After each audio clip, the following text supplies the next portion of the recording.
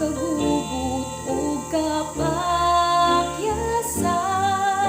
igsuon dili ni aton puloy anan.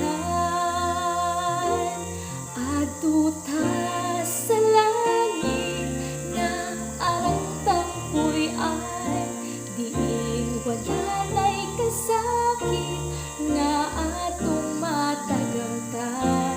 Dito ta ninyo mag-uban, kauban ni Jesus sa langit nga puloy anan.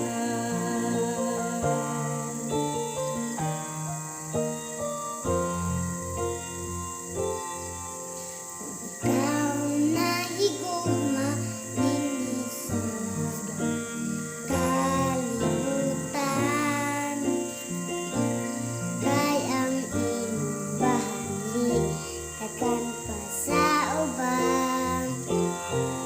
Suon sultihan ko ikaw, biyai ang tanan, ug magtigom kag bahali dito sa langit nga puloy-an.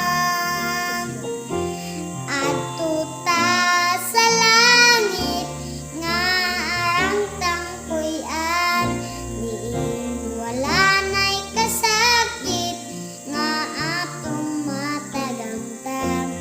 Dito ta ninyo mag-uban, kauban ni Jesus